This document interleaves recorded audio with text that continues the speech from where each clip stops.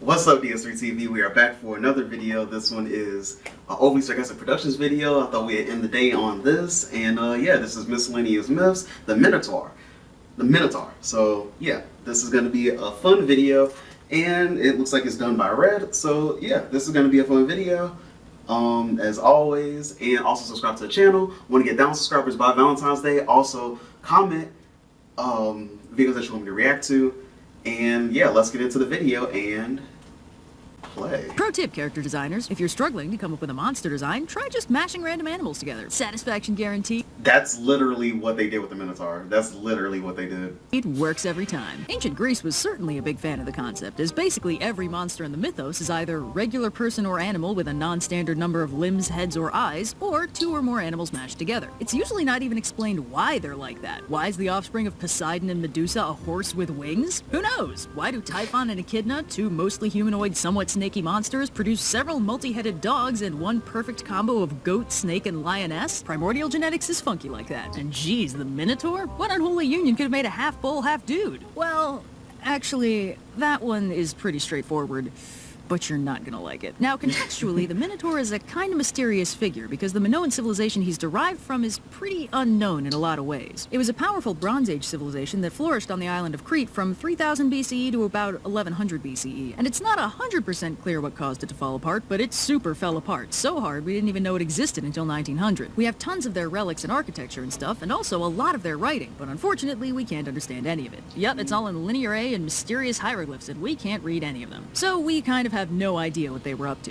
But because of their extensive trade network, plenty of civilizations we can understand were influenced by them, and we have lots of myths and stories and maybe even some gods that seem to have been originally derived from the largely unknown Minoan religion. Now, basically everything about that is pure speculation, but if there's one thing we can say with confidence, it's that bulls show up a lot. Not minotaurs, though. While bull-headed humans show up in Greek art about Crete, Minoan art itself only ever shows regular bulls. The Minotaur is a specifically Greek story about the ancient Minoans, referencing their widespread bull symbolism by peppering in bulls and bull accessories at regular intervals. It also frames the mythologized Minoan civilization in a generally antagonistic role, possibly because of all the forced oceanic trade, also known as piracy. So basically, it's biased, filtered, and offset from the source by several centuries, but we have nothing else to go on because we can't read their language. Let this be a... That sucks. Yeah, make sure that they can read that.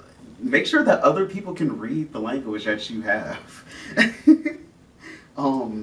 Yeah, that kind of sucks. PSA, don't let languages die, kids. You're gonna really annoy scholars in like 3,000 years. So anyway, the tale of the Minotaur begins with King Minos of Crete, the son of Zeus and Europa. So we're already off to a roaring start in the functional relationships department. In order to prove that he's a bad enough dude to rule Crete instead of his brothers Rhadamanthus or Sarpedon, Minos calls in a favor from Poseidon, who sends him a beautiful snow-white bull, with the understanding that Minos is gonna sacrifice the bull to him afterwards as thanks. Everyone is super impressed with this stake in the making, and Minos becomes king, but he's just so impressed with this bull that he refuses to sacrifice it, and swaps it out for a way lamer, super less hot bull. Poseidon is enraged by this slight, so he slips Aphrodite a 20 to get her to make Minos' wife Pasiphae fall in love with the bull. What could go wrong? But unlike Pasiphae, the Cretan bull has very high standards. First of all, being a quadruped is a must. Second of all, must also be a cow. Fortunately, from a certain point of view, acclaimed architect, inventor, and future part-time aeronaut Daedalus happens to be on Crete at the time, so Pasiphae commissions him to make her a hollow wooden cow suit for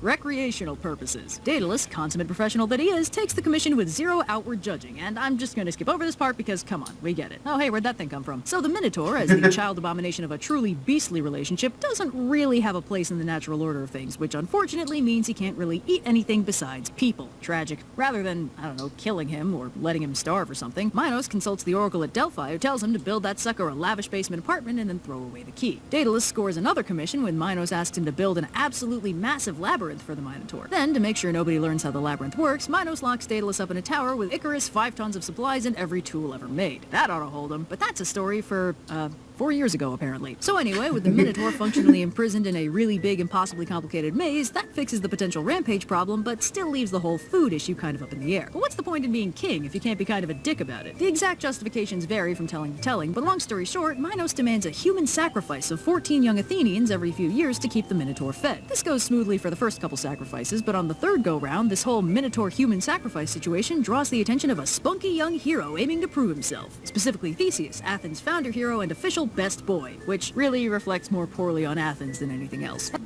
Yeah, I was reading some of that. That's actually pretty bad. Anywho, Theseus brings a big cool boat and plenty of gumption, but not much in the way of a plan. So it's lucky for him that Minos' daughter Ariadne takes one look at this new cute boy and goes full head over heels for him, possibly because she doesn't get out much. Now, Ariadne is very familiar with the labyrinth. In fact, in one early citation of the story mentioned in the Iliad, it suggested the original version of Daedalus' labyrinth was built specifically for Ariadne as a dancing path with no Minotaur involved. Mythologically, Ariadne and the labyrinth go way back, maybe even farther back than the Minotaur, and some people theorize Ariadne is actually originally some kind of Cretan goddess known as the Mistress of the Labyrinth, which is dope as all hell, but not what we're here for. Ariadne helps That's a pretty dope name. I would love that.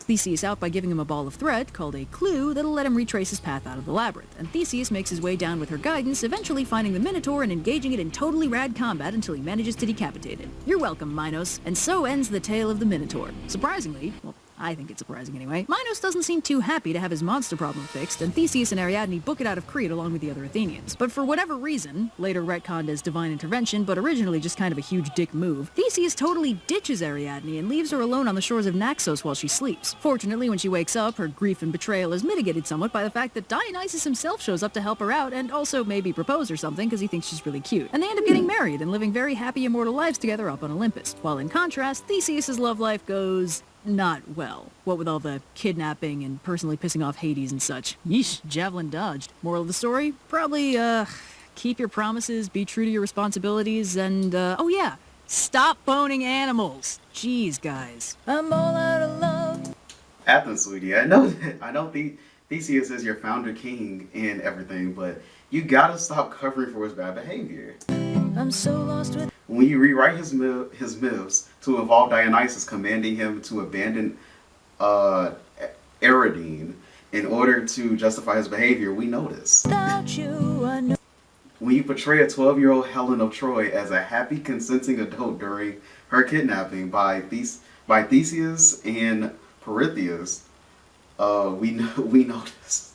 Wow. Hottest take of the Tribe Millennium, folks. Theseus is officially #canceled. Believing for so long. But that was a good video. That was a really good video. Yeah. So subscribe to the channel. Want to get 1,000 subscribers by Valentine's Day. Also comment comment videos that you want me to react to down below. And yeah. So talk to you guys in the next video, and peace.